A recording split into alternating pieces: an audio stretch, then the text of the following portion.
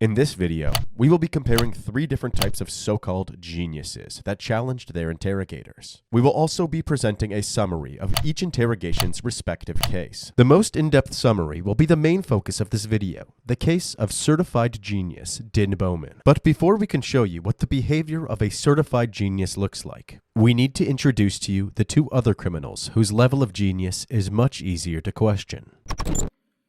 But if I'm chipping away at that timeline, right, it can be exculpatory for you, meaning that it excludes you as a suspect. I know, my vernacular is very good. Sweet. So, you don't have to explain your words to me.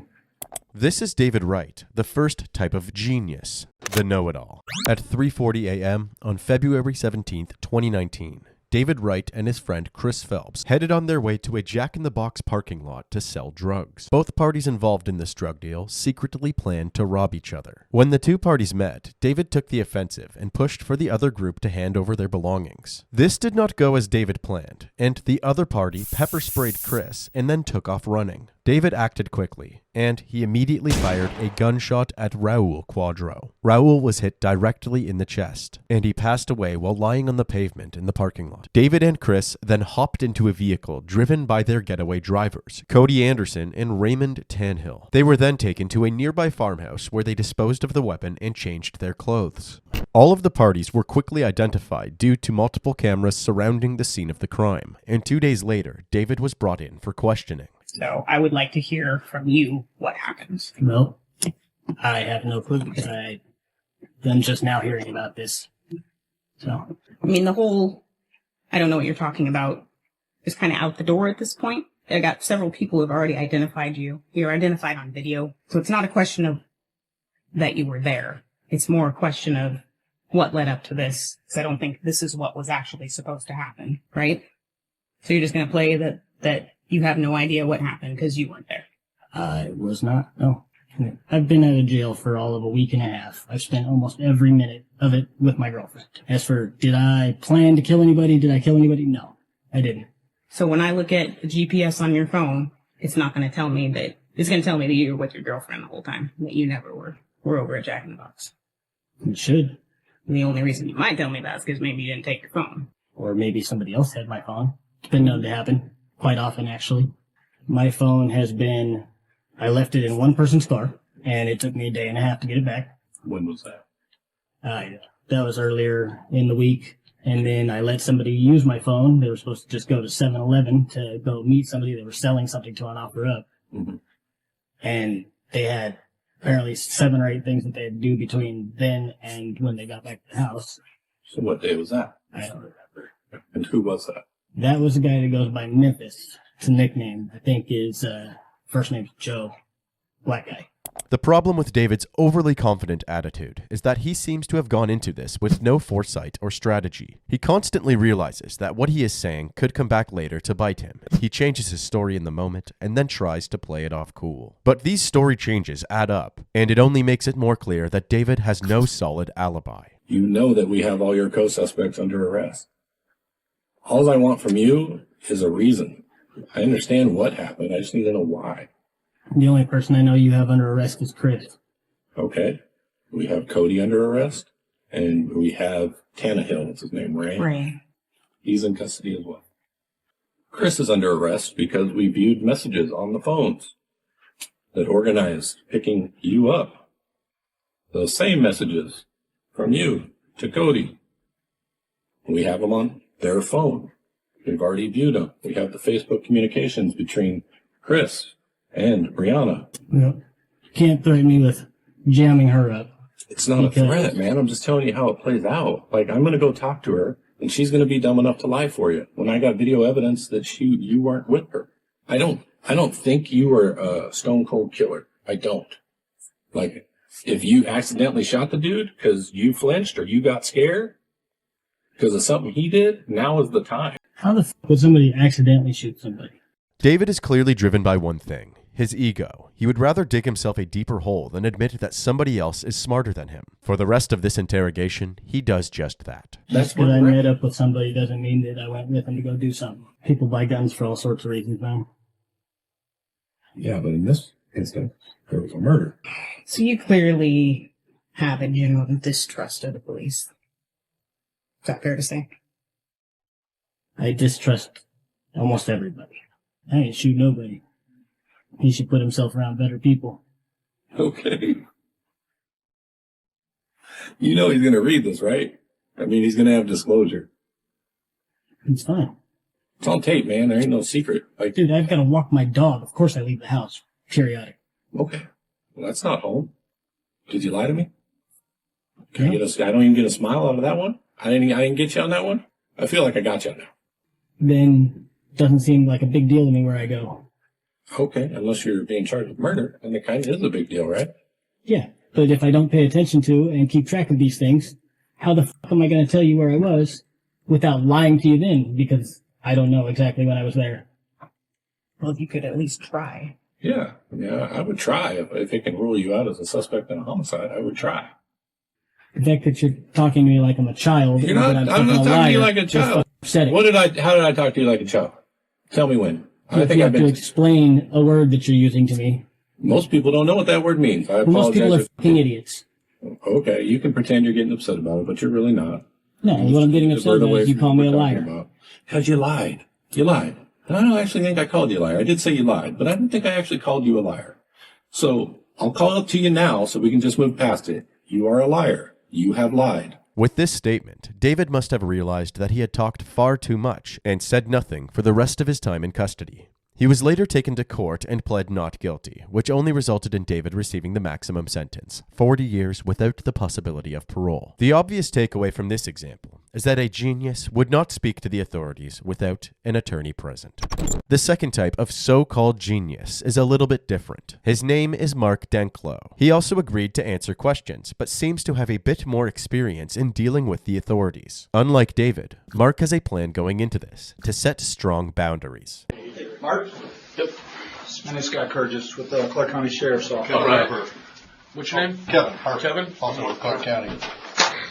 Okay, I'm going to go ahead and read them to you. All right. All right? Before you are asked any questions, you must understand your rights. You have the right to remain silent. Anything you say can be used against you in court. You have the right to talk to a lawyer before we ask you any questions and have him present with you while you're being questioned. If you cannot afford a lawyer, the court will appoint one before any questioning. Okay? I have read each of the above rights and understand them. Is that correct, sir? Yep. All right. If I can have you sign right there, please. What's going on, fellas? You're with a motorcycle club. You have some affiliation with one. Is that right? I don't have any answers for questions like that. Okay. Well, the reason I'm asking is that a few months back, a gentleman named Jeff Sudan, you know him? He threw your name out in conjunction with kind of a repossession of a car, or collection of a car. Does that sound familiar to you? No. Jeff Sudan almost might. I'm not sure about that. It seems like Sudan rings a bell somewhere, but no collections of a car. No, I don't know what you're talking about. The officers spend the next few moments trying to get general information about Mark and his partner Nicole. Okay, so this last time, how long was she? So there's my background. That's it on Nicole. What else you want to know? Okay. Is Nicole the problem here? I mean, I know that she's had the cops over a few times. Okay. And she's had problems with the hospital and her. Tell me about the hospital. Well, if you don't know about it, then that's not what you're talking to me about. You'd already. Do you know what I'm talking about? Is that what this is about? No. Is it about the other night? It does involve Nicole. So Okay. I don't know what the hospital thing is, so if that's not part of Nicole's issues, then Okay. so Nicole had a. I'm not going to answer any more questions about Nicole. Okay. I don't have any more answers for you until I find out what you're talking about. If you don't want to tell me what the heck I'm doing here, say so. Because I'm not going to sit here and give you a bunch of my background so you can play whatever kind of game you're playing. To answer Mark's question, he was brought in due to the kidnapping, torture, and murder of a former member of his club, the Gypsy Jokers. Robert Huggins, or Bagger Bob, as Mark calls him, was allegedly kicked out of the gang for stealing from the club and blaming it on heroin. As payback for being kicked out of the gang, Robert allegedly broke into Mark's home. He assaulted and tied up Mark's partner Nicole and proceeded to steal many of the firearms that Mark kept in the house. Robert's body was found days later, battered with lacerations across the chest, a fractured skull, and his nipples cut off. The detectives are easing into the interrogation, trying to make Mark feel safe instead of outright accusing him of murdering Beggar Bob. They are doing this by using Jeff Sudan as a cover story for why he is being questioned, and leaving out details about Beggar Bob's death in order to bring them up strategically. However, Mark is fully aware of this and is being strategic as well. He is operating under his own rules and boundaries in what he should and shouldn't talk about. He only gives the detectives small pieces of insignificant information to make it seem like he is cooperating with them. You guys are way off, man. Okay. You guys don't know. I don't know who's telling you these stories, and I'm not sure who Jeff Sudan is, but I can tell you right now, nobody's ever returned a car to me from anybody ever in my life. So if we got the story wrong, can you help us out with that? Well, I'm not going to straighten your story out. No, I'm not. Okay. Not until I find out why I'm sitting here. That look familiar to you, sir? Oh, yeah. Okay. What do you know that guy by? I'm not going to answer your questions. That's a picture of Jeff Sudan. Oh, okay. I did not know that was that guy's name. Okay. Oh, okay.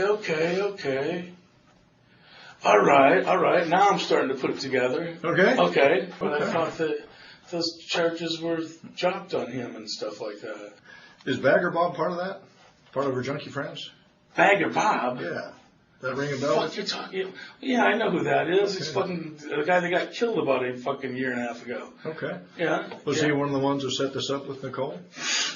Man, you know, you're gonna have to, if you're trying to like tie that into this or something like that, you're gonna have to talk to Nicole about that. Okay. I don't really understand why this stuff that you're talking about with this dude and the car stuff, why would that get handcuffs put on me? Well, why would those handcuffs go on me?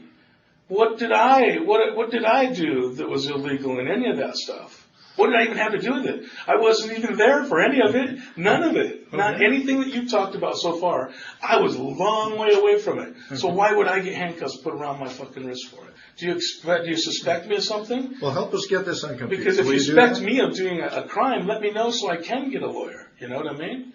Okay. Well, I don't think we've accused you of committing a crime. No, you haven't. And that's why I'm still looking at these marks on my wrists and going, man, what a way to treat somebody who's not suspected of doing a crime. So, now what?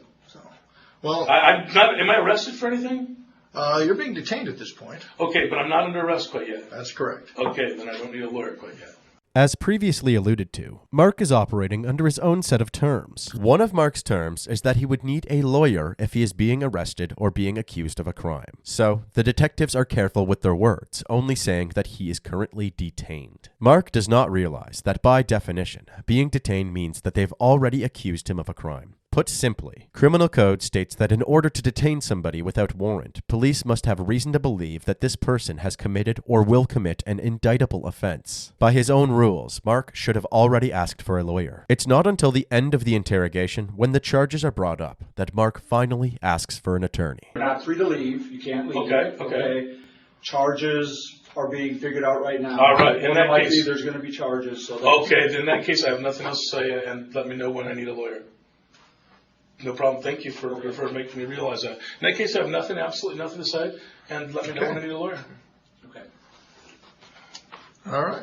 It's technical misunderstandings like this that will exemplify why a lawyer is crucial. Boundaries during an interrogation are fortified by legal literacy, so having a lawyer ASAP is the safest option. Mark eventually went to trial and was found guilty on all charges. He was sentenced to life in prison. That brings us to the main subject of our video. The story begins in Seattle, Washington on the evening of August 31st, 2012. Kevin Watts and his friend Angelo Rama were driving around a quiet suburban neighborhood when they heard 5 pops behind them.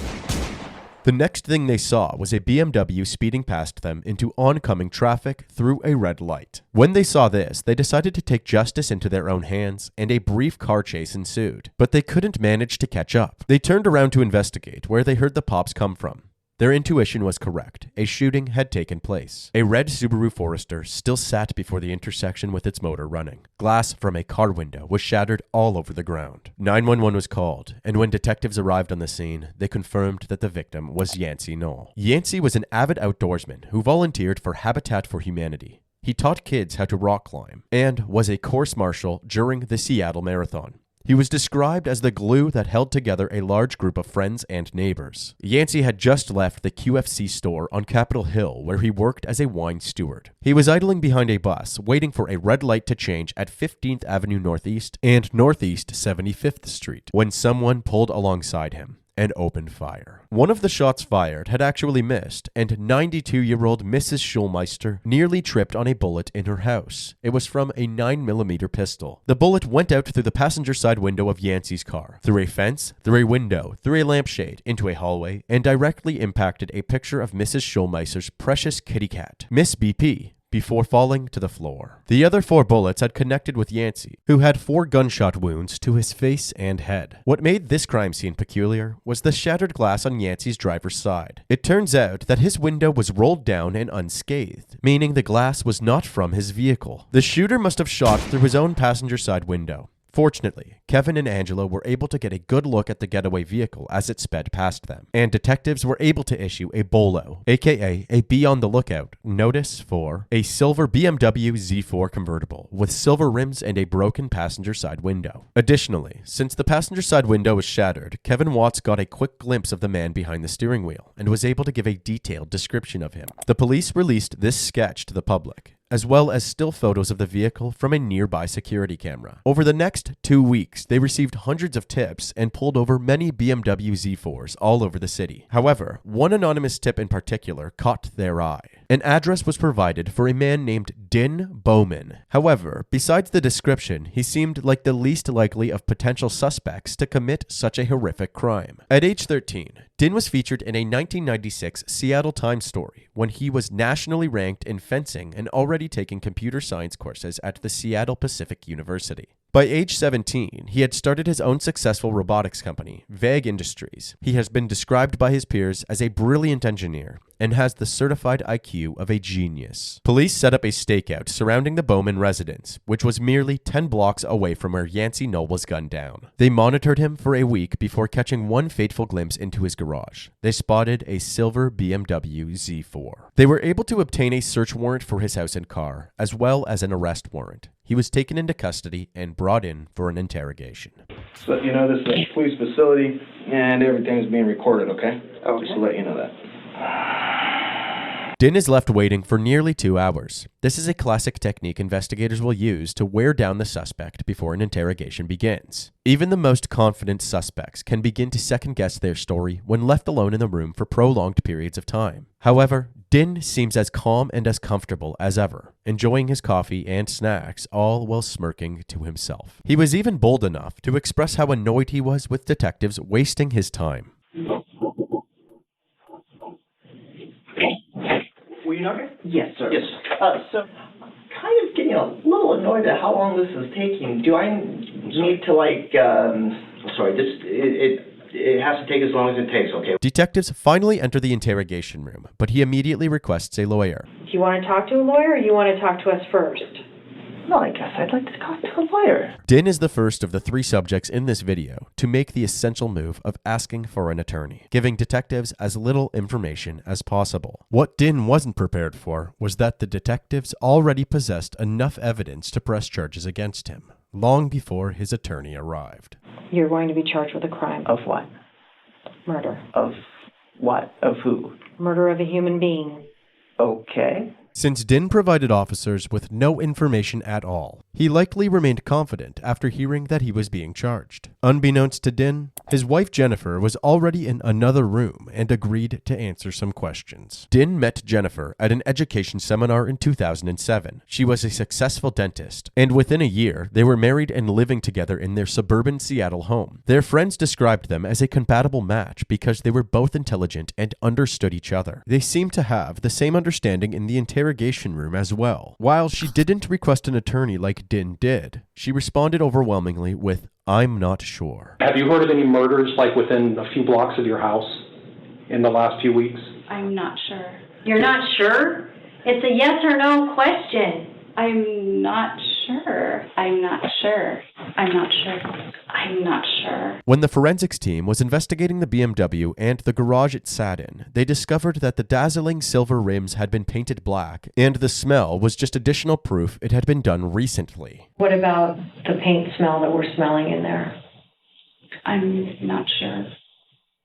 Do you know anything that goes on in your house? This wasn't the only modification that was made to the vehicle. The couple had made multiple trips to several auto shops following Yancey's death. Yancey was killed on August 31st, and their Portland day trip was the very next day, on September 1st. Their story was that they were having lunch in Portland when a thief broke into their car by shattering the window, and that is why they stopped at a window repair shop nearby. However, the receipts from Jennifer's purse proved that they had gotten the window repaired before getting food at around 7 p.m. Their next trip was 3 weeks later to a tire shop in northern Seattle. They had swapped out the expensive, practically new BMW brand tires with cheaper ones. They later found those same tires hidden away at his company's building. Why did you get new tires? I'm not sure. Were the other ones wore out? I'm not sure. What if we put you on a polygraph test today? You'd fail it like a sack of potatoes. I mean, I can tell you're lying just looking at you. Jennifer's demeanor throughout this interrogation was deteriorating, dissimilar to the unfaltering confidence of her husband. She seemed nervous, had poor eye contact, and was visibly shaky. The detective saw this as an opportunity to apply more pressure. You're a good person. Don't let him do this to you. He might be nice to you, but we've gotten tips on him. Why do you think we've been watching your house for the last couple weeks? And for you to say you don't know, it defies any kind of logic I can ever think of. It's absolutely ridiculous. And I'm tired of you sitting there playing dumb. You're a smart woman trying to be the good wife and protecting this guy, okay? When he's out friggin' murdering people, okay? This guy died, okay? He bled all over the frickin' streets of Seattle, okay? He's dead. He's got women, he's got a girlfriend, he's got family, and they all frickin' cry every day. We've had them in this very same room. This very same room. You're gonna sit in here and protect him? That is sick. That is sick. That is disgusting. And I'm disgusted by it. You need to grow up, lady. You need to grow up. Take a stand. Cry. I feel like I'm about to. But Well, then cry and tell us the truth. I cry easily. Tell us the truth. Tell me the truth right now. I have told you the truth. We proved you wrong already. We're going to prove you wrong more. Following these interrogations, Din was to be held in custody until his final trial began. In the meantime, the investigation continued. They searched his computer and discovered an absurd amount of documents collected over the years, all surrounding the topic of death and murder. They also found that he was obsessed with 007 and based much of his life around that. Bond. James Bond. There were videos showcasing his stunt driving skills and footage of his marksman-level accuracy in a shooting competition. There was even a video lesson on shooting through automotive glass, where the instructor essentially gives a play-by-play of what happened to Yancey. I've come into a situation where I feel threatened by somebody off to my passenger side. I recognize, I come down, I grip, I cross parallel, extend. The investigators believed that Din's actions were inspired by this video, and after murdering Yancey, Din referred to his plethora of manuals on how to get away with murder. Inside these documents are instructions on how to secretly dispose of a gun, get rid of gunshot residue, and many other steps to cover up a crime. As someone who obsessed over murder, fast cars, and sharpshooting, an opportunity presented itself on the road, and he couldn't resist the urge. What is perhaps even more twisted are the hundreds of recorded phone calls while he was in jail. He and Jennifer used pet names Bunny and Snuggles and spoke to each other in baby talk. Bunny, Bunny, how are you? I'm doing good. How's my little snuggle cake? I just wrote you an email. Yay. I miss so many things right now. I know. I don't have a Snuggles. You don't have a Snuggle plum next to you. I'm just going to say love, love, love, love, love. Love, love, love, love, love, love, love. Oh, little Snuggles. I am a bunny, you're my snugsy, hump, hump, love, love, love. You're my up for I'm your bunsy, hump, and we cuddle. Yeah. Yeah.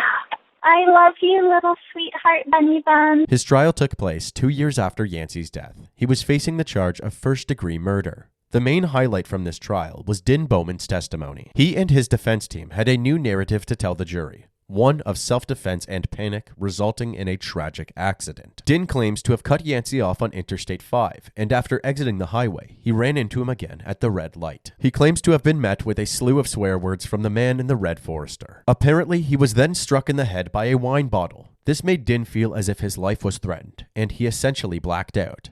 However, there were no witnesses to back up these statements. Yancey's family and friends took offense at this, since they were confident that Yancey would never waste his precious wine in a road rage incident. The idea of Yancey having road rage in the first place was thought to be ridiculous. They said he had a kind soul and apparently drove like a grandma. The prosecution spent 3 days tearing down this narrative to the best of their ability. You threw away the evidence that you could show the police to prove you were not a criminal, right? I didn't think they would even believe me. So you don't think that most husbands would go home to their wives and say, oh my God, I almost got killed. You lied to your parents, you lied to your wife, right? Is that a question? Mr. Bowman, you have no trouble answering yes or no to Mr. Brown. Is there something wrong with the way I ask questions of you? No. It's a strange question. Okay, well, that's the first no I think I've gotten from you, so I guess the point's been made. Den had spent 2 years getting his story straight with the help of his attorney, but whether it would put reasonable doubt in the minds of the jury was uncertain. On December 9th, 2014, Den's 32nd birthday, the jury began deliberations. While they awaited a verdict, Den and Jennifer had more jailhouse phone calls, comforting each other and validating each other's feelings about the trial. This seems ridiculous. It is pretty ridiculous. They can't prove premeditation. Wait, people actually thought their case was right? Was actually legitimate? I mean, you could take anything that the prosecutor said. I know. The statement was fabricated. Here comes a fact. Yep, that's fabricated. Here comes a detail. Yep, that's inaccurate. I feel like I could be a prosecutor against myself and play a much better job of it. I know, sweetheart. That's so love cupcake. It made me think of cupcakes. Yep, little pumpkin pie, sugar muffin cake, sugar muffin cake, pumpkin pie. Little cupcake. In just over 24 hours, a verdict was reached. And we have an update now on the breaking news we brought you at the top of this newscast. A jury has found Den Bowman guilty of murdering Yancey Knoll. Prosecutors said he killed Knoll for the thrill of it. Yes, Michelle. Now, this jury had just over a day to deliberate. They deliberated all day yesterday and a couple hours this morning. Then they gathered in the courtroom and the judge read the verdict. We, the jury, find the defendant, Thomas Ben Bowman, guilty of the crime of murder in the first degree as charged. Yancey Knoll was driving home from work back in August of 2012 when prosecutors say he was shot by someone for the thrill of it. Den Bowman, 32 years old, pleaded.